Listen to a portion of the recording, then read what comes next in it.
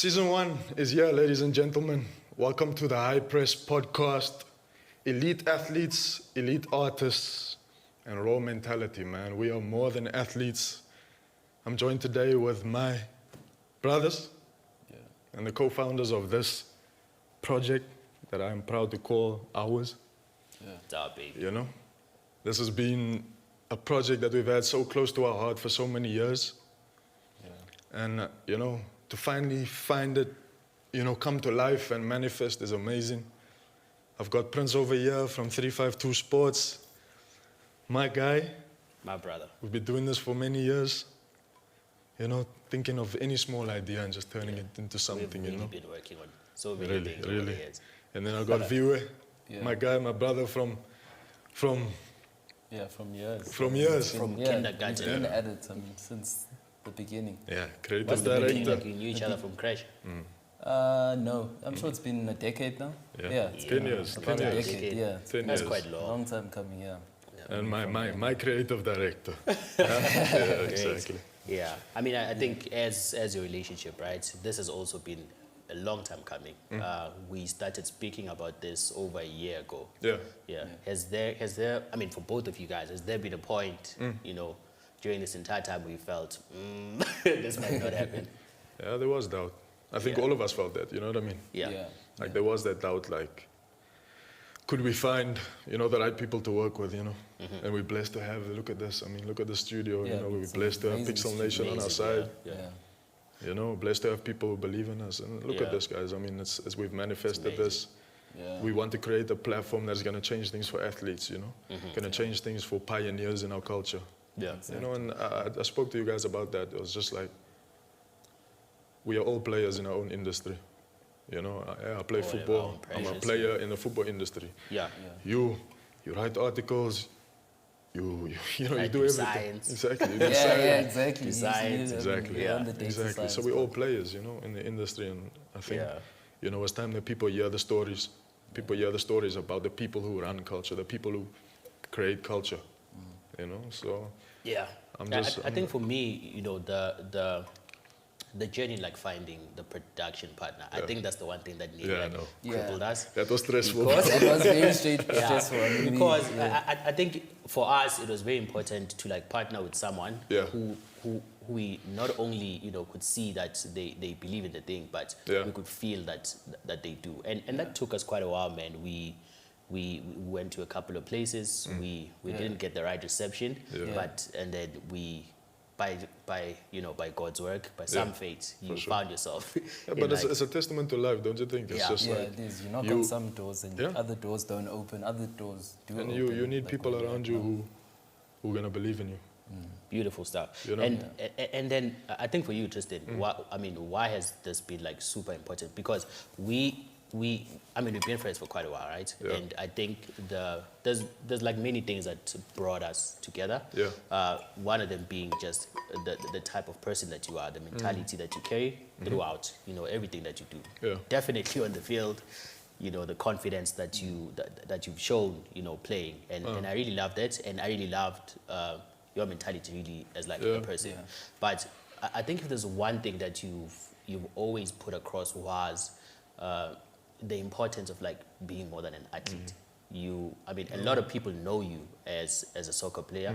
A lot of people want you to remain a soccer player, but to you it's just always been important to be more than that. No, I think I've always said that you have to be multidimensional as a human being. You know, you have to dig into different things. You have to be, you know, a multidimensional person, like I said. And that's always been my thing, is I have many hobbies. I enjoy many things. I enjoy reading. I enjoy getting stuck into ideas. I enjoy entertainment, music, culture, fashion, art. I enjoy all of those things. And I feel like, you know, in this country, it's like we get so limited, you know, with especially the footballers, the athletes, we get limited and put into our box of, you just need to play football. You know what I'm saying? Like you're just a football player. You're just a football player. You're stuck in that box. You can't go into fashion. You can't enjoy things. And look, I understand the mentality aspect around that, because coaches, old school coaches especially, they're all about like a lot of coaches, they still have the old school mentality. Exactly. It's focus on training. That's all you do. Yeah. Right? But the reality is that we train 3-4 hours a day. Yeah. The rest of the time is off. And for me is why would I not use that time to invest into other things? Yeah. You know, why would I not invest in creating a project like this?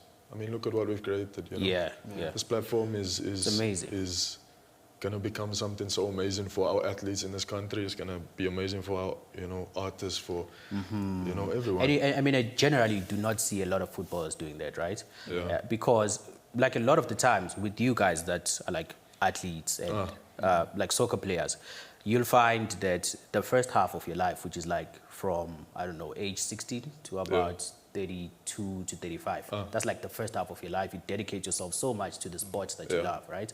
And you'll find people that are telling you that you should be dedicating yourself to that sport. And then all of a sudden, you wake up the next day, you don't go to training anymore. It's like, it's over. And then you have to find yourself again. And, you know, you get people, then people start saying, Tristan didn't save enough. Tristan is broke. Tristan was not smart as a player. But so they've been urging you on to, like, just focus on this one thing. Don't focus on anything else. And then now, when it's like time for you to now, you know, be more than that person that you were yesterday, now they're like laughing at you. They're like, look at this guy. It's like people are never pleased. I mean, you can can follow what they say you must follow, but you will still get backlash. You can never please the fans per se. You know, I know that best. You know what I mean? You can never please the fans. You can never make people happy. You make certain decisions or you do certain things, and you can either be criticized or praised. You can be the good guy one day, you can be the bad guy the next day. So for me, you have to live true to yourself, bro. Even as an athlete, you have to live true to yourself. And do the things that you enjoy. You know what I mean? Do the things that you enjoy. And I really think you know that better than any of us. You've rubbed the fans like the wrong way, right? Like the fans, the fans have like a lot of perception about you. They have, you know, I'm sure though, with like a lot of them, it comes from a place of love.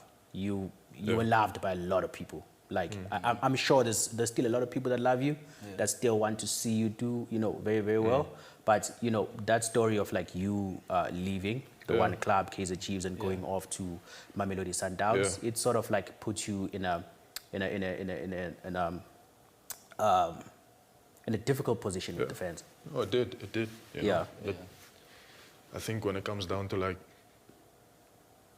the truth, sometimes people don't always understand the truth and what happens behind closed doors. And that's what this platform is about. This is what this platform is about, to give the players a voice.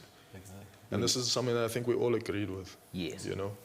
And we definitely need to foster a culture where, you know, the soccer players, the athletes, the entertainers, they can give their side of the story like freely. They have a platform where they can talk, you know, to people, and people, you know, they receive their message well. Because currently, how things are done, you get these media outlets, man, picking up things about people, writing, and then pushing a certain narrative. And then they make a lot of noise about that. They make a lot of noise about that, and that becomes the truth. And like no one ever wants to hear what the athlete has to say. Right? No, you're right. I mean, remember that article that came out on my birthday last year? Imagine. Remember the one I told you guys about? And the headline was twisted, right? Which I wasn't happy about. Headline was twisted because it suited the media's narrative. It's clickbait, Like you said, it's clickbait. You know, and this is what the media does, is they need sales. So and why is, you know, these bigger institutions, why are these bigger media houses allowed to control our narrative? It's not fair. Yes, it's not fair. We're individuals. We need to create a positive narrative around the footballers, athletes in this country. If I look in Europe, you know, I look at Phil Foden, I look at Mason Mount, especially the English boys, the ones that came out of academies. What is the narrative around them? They're party boys, they don't care. No. The narrative is that these are homegrown English boys. We need to look after them. Do you understand? Yes. Oh, yes, I get you. Do you get what I'm saying? Not when they lose, like general perception is that these boys need our care. Because there's a sense of belonging. You know, and they protect the players. The young players coming up The media protects them when they post them, you know, on social media, or like there's a news article about them. It's always like a positive thing. You know, Phil Foden bought his mother a house or something like that. Why when, you know, when there's an article about us younger players, why is there such a negative narrative around footballers? And this is what you tweeted the other day on Twitter. Was that we need to change that perception. We need to change that. We need to change that narrative. And, you know, with talking about Phil Foden, there's an episode that involved, I think it was Mason Greenwood and Phil Foden. They went to a game in Sweden, if I'm not mistaken, and they were caught with like the wrong company at the wrong time. And you'd see how the media protected them. Like the narrative was, these are very young boys, they made a mistake, this is their first time being in such an environment, and they were overwhelmed, that kind of thing. What do you think would happen in this country? Yeah, and they were brought back. Yeah, man. I mean, you would be called all sorts of names. Exactly. You're dragged on the street. You think a club would sign you then? No one wants to sign you. No one wants to sign you. You know, wrecked your reputation. Yeah. So, yeah. But also, you know, another thing, this comes down to like why I mean, this idea of the High Press podcast, right? It ties into other ideas that we've had before. You started 21. I started 352. You guys started 21 together. I started 352. You wanted to tell stories in like this social media age, right? You wanted to, you know, help people tell their stories. And with 352, I wanted to help push like a positive narrative, like around our sports people and our, you know, our footballers, 100%. because I love football. So I just always want to see footballers, you know, come out the right way. And I remember when we started having those conversations, I made an example about like two people. One person was, so Lodge. There was a time where he was like super big. I mean, he's still quite big, but there was a time where like the buzz with him was like insane. So there was a song about him. Has he recovered from his injury? Yes, he has. He played the he did play a last CAF weekend, final. right? He also played the CAF final. And they had a song about him, and he had, you know, a famous girlfriend. But I remember sitting there and thinking, I actually don't know how his voice sounds like. I've never heard him speak. I've never heard him say anything. He doesn't really do. You don't see him on interviews or any you know of what I these mean? platforms. And if it's any other sport, if it's like basketball or anything, an athlete would take advantage of that kind of buzz. But that's my thing is like as players or as athletes, right? Especially football players. Because I don't see this issue with rugby players or cricket players in this country, but especially as football players, we fear the media. We fear the media in this country because we're so scared of them twisting the narrative, like I said about that article that came out last year. So is that thing like a football media thing? So with like the rugby guys, you see the rugby guys, the cricket guys, they go into top billing, they'll show their beautiful families. It's a whole different narrative. Yeah. It's a whole different narrative around them. And that's what VIWE and me, we decided years ago. Was that visually, we're going to try and market our athletes different. You know, market our athletes different. If an athlete wants to wear, you know, if he wants to model, he wants to, you know, dress in high fashion, why can't he? Why can't he?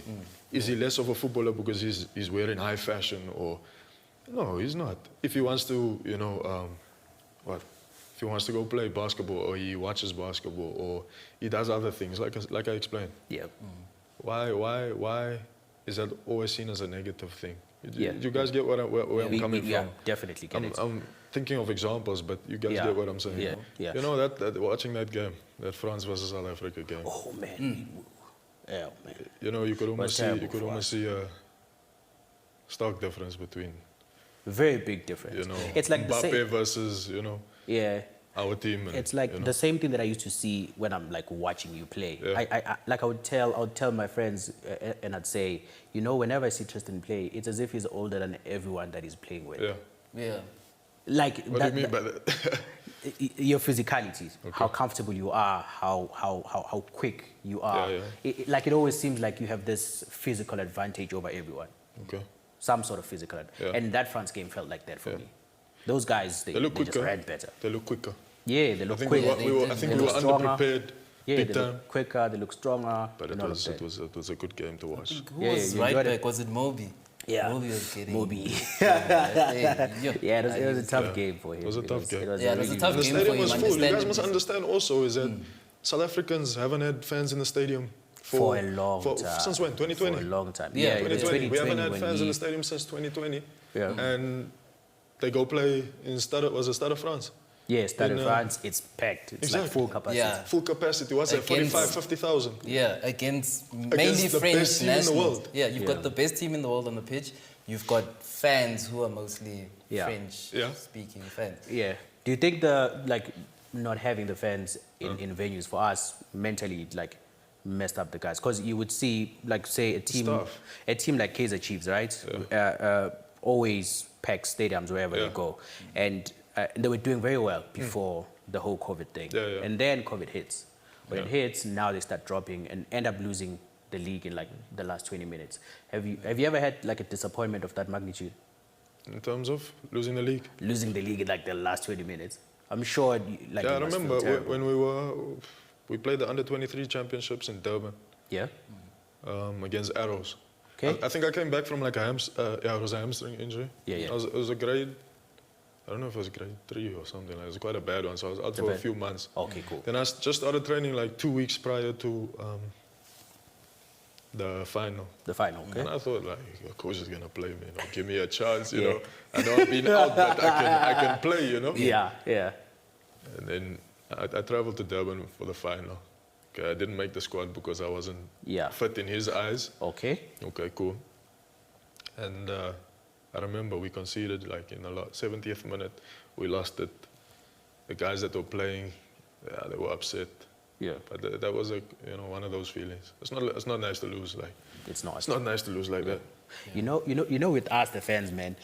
Whenever say I'm supporting your team, right? In that situation, you lose like that, and for me as a fan, how I would reason with myself so that I don't get hurt by the result, it would be, these guys, they're playing there, they have money. He's probably going to go home to his very beautiful wife, big house, and it's nice, and he's going to forget about all this. I shouldn't be worrying about it. For me, that's the perspective I have about footballers. When they go back home, they forget about all of this. It's always, surprising to hear that it really affects you. Bro, let me tell you, the mental aspect of football is 80% of football. Yeah. I will always stand by it, and you know that. You've seen me in ups and downs. Yeah. The times when maybe I was struggling mentally. Yeah. Maybe when I was, not performing. You've seen me when I've been performing at my best. Yeah. Winning, doing this. So football's like that. Yeah. Up and down. You always catch a good moments here, bad moments there, but you got to balance it out. You got to balance it out. And when you find that consistency, bro, and it just comes effortless, that's the best time of your life. Yeah. But that's one thing also that I just think is so important for this platform. And it's something that I think we've all discussed, is just that we need to dig into the mentality of players. We need to dig into understanding the mentality of players. People need to know what's going on, on your dome, right? There's also another thing that I've been thinking about. So you get all of these guys. I mean, you've went through the same situation recently, leaving. I mean, you left Chiefs and also left Mamelodi Sundowns, right? There's a time there's a time where that decision is made. So today you're training with the guys. You in the training sessions with your team, and then the next day you're at home. You're not coming here anymore because we've released you. We don't want you anymore. How do you deal with something like that, man? How do you get through that? It's a difficult and one. It's not only just you dealing with yourself, but you also have to deal with the backlash from the media, social media, and everyone. People are laughing at you. Everybody has a bloody opinion. Yeah. And that's the funny thing about being. Yeah, you're right. Everybody thinks they know you. Yeah. If I think about how many times I sat on social media, just a week after I joined Sundowns from Chiefs, or I said a day, 2 days. The moment I send that tweet out, you get something. It's automatically the negative comment just pops up on the screen. And you're young, bro. And it's a year, 2 years, 3 years later. I'm getting, hate tweets. People tweeting at, my family, wishing the worst on it. When you wonder, okay, but there's a line. There's a line. because I'm also human. Yeah, and you're not a seasoned pro at that time. You're still very young, exactly. 21, 22, and you have to deal with that kind of backlash. Yeah. No, I think, you see, we deal with so many challenges as young players. Yeah. You know, we deal with so many challenges as young players, and that, for me, is why this platform needs to understand the young players and the challenges we go through. We mature so much quicker. Yeah. You know, to life. Football teaches you so much about life. You know what I'm saying? So, yeah.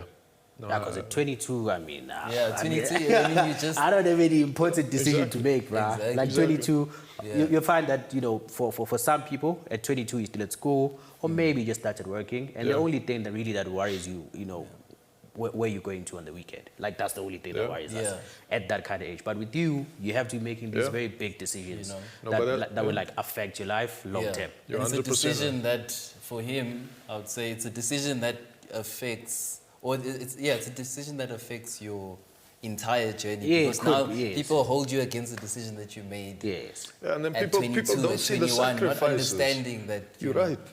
They don't see the sacrifices. You can ask VIWE about the nights where it's Friday night, I'm playing tomorrow, or I'm training tomorrow, and you cannot kick down, get a pizza, and watch a movie. There's none of that. There's relax at home. We play FIFA. We relax. We chill. We take it easy. The sacrifices we make from such a young age, 14, 15, traveling alone, leaving our families. You're right. I think I just want us to create that each individual athlete, each individual artist, each individual designer, entertainer, whoever comes onto the space, I want them to feel like they can express themselves, like we said, and that we can add to who they are as a person and who they are to the world. That they can write their own narratives. Yes. And that's the key. And that's all it is. We need to write our own narratives. We are the people that shape culture. Whether we DJs, we create music that is shaping culture right now. Our piano culture is live right now. Right? Those are the people who are running culture in the music space. People who are winning trophies. Look at Sundowns. They're running the football space. Understand? So all the people who are running culture, the people who are players in their own industry, we need to create individualism for them. You know? Yes. So we need to create that for them. We need to give them a voice. We need them to write their own narrative. And that's what this space is about. This is what the space is about, is to change culture, is to create an athletic culture for South African athletes, entertainers, and artists. And I'm telling you, we're going to do it. And for anyone that's coming in here, we don't create any controversy out here. We do not twist your words. We put you out as you want to be put out, right? If you have a certain message that, you know, you express it in how you want it to be expressed, we'll give you that freedom here. You know, we're not trying to create any controversy to, you know, drive clicks. For sure, and you're right. That's what the platforms are all about. It's controversy. It's like you're setting traps and stuff for them to, you know, and then next thing, because you know you're going to get traction on social media if someone says this or someone says that. But I think these media houses think that the truth doesn't sell, man. Do you know what I mean? A lot of the time it's boring, man. You know, how many times have you seen publications got in trouble for lying? Yeah, they do that all the time. They do that all the time. Imagine how many times. And for me, it always baffles me that, you know, athletes do not speak out about that often enough. They let a lot of things slide, man. Athletes let a lot of things slide, and you'll find that it even compromises the bag. You know, with our athletes, I'm not sure, because I'm looking at this from the outside, right? There's not that much commercial partnership, like partnering with our athletes, and I would think probably a lot of that has to do with what they know about the footballers, right? The footballers, the entertainers. A lot of the times they do not, you know, rebuke anything bad that comes out about them. And if we put them in a position where they're able to, you know, voice out whatever it is that they want to voice out, like there'll be a lot less of that kind of journalism coming out. I think it's time that everybody tells their story as it is. You know, we can't as athletes always be loved and always be victim of people's opinions. You know, and that's what this platform is about. And I think we're gonna do it. I'm excited for this season Yeah. going forward. We've got a whole lot of high-profile people coming excited. Yeah, Yeah. season 1. Got high-profile athletes, elite designers, man. We got the best of the best coming on. So I'm excited for this platform. I'm excited for you guys to go and see, you know, and hear the stories of the people who are running culture, you know, and hear the stories. So make sure you guys like, subscribe, and comment. Yeah. Follow at High Press Talk. Follow Pixel Nation Inc. Yeah, that's a big one, I think. Yeah, yeah. You know, giving us this platform to be able to... Yeah, we need to give them their flowers. Yeah, man. yeah. We need to give them their flowers. I mean, we were talking just at the beginning of this segment that, you know, we've gone to other places where doors have been shut out. Yeah. On us, but we came here and, I mean, we were received with... We're going to change the culture. Well. We received very well. We're going to change the culture. Exactly. We received This very is the well. beginning. We're going to change the culture. Trust me. Yeah. Yeah. Yeah, So I think wrap, that's boys. it. Thank you very much. Seeing you on the next episode. Next episode. Cool. Yeah. Yeah, you shower at 6-9 and you're serious. Yeah, I need a toilet.